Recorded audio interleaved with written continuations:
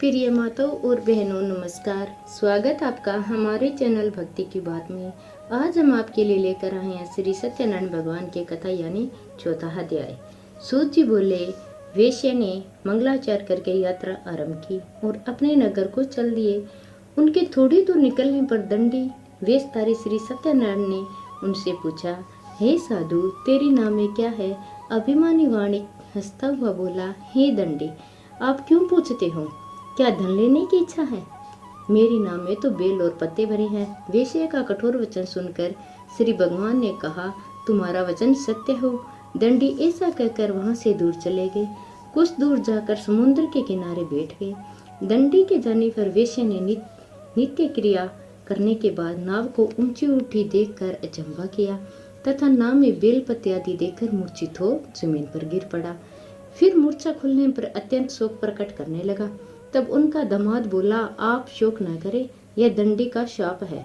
अंत इनकी शरण में चलना चाहिए, तभी हमारी मनोकामना पूर्ण होगी। दामाद के वचन सुनकर वह दंडी के पास पहुंचा और अत्यंत भक्ति भाव से नमस्कार करके बोला, मैंने जो आपसे असत्य वचन कहे थे उन्हें क्षमा करो। ऐसा कहकर महान शोकातुर होने और रोने लगा। तब दंडी भगवान बोले, हे वाणिक सूतर, मेरी आज्ञा से बार बार तुम्हें दुख प्राप्त हुआ है, तू मेरी पूजा से विमुख हुआ। साधु बोला, हे भगवान, आपकी माया से ग्रह आदि देवता भी आपके रूप को नहीं जानते, तब मैं अज्ञानी कैसे जान सकता हूँ? आप प्रसन्न होइए, मैं सामर्थ्य के अनुसार आपकी पूजा करूँगा। मेरी रक्षा करो और पहले के समान नौका में धन भर दूं। उसकी भक्ति युक्त वचन सुनकर भगवान प्रसन्न हो और इसके नक्षर वर देकर अंतर्ध्यान हो गए। तब उन्होंने नाव पर आकर देखा कि नाव धन से परिपूर्ण है। फिर श्री सत्यनारायण भगवान का पूजन कर साथियों सहित अपने नगर को चला। तब अपने नगर के निकट पहुंचा, तब दूत को घर भेजा।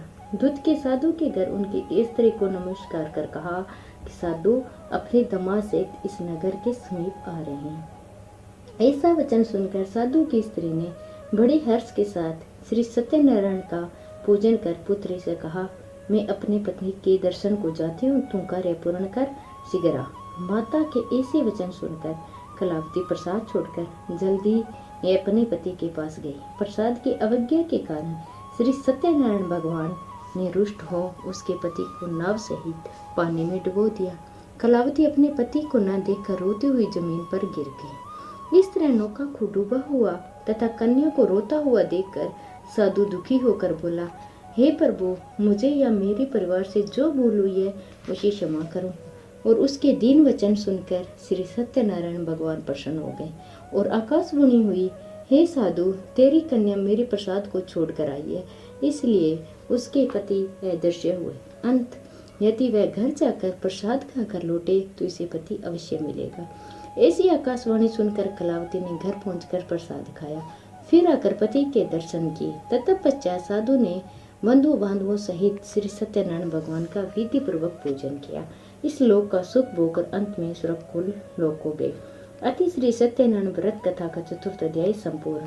श्रीमन्नारायण नारायण नारायण बचमन नारायण नारायण नारायण।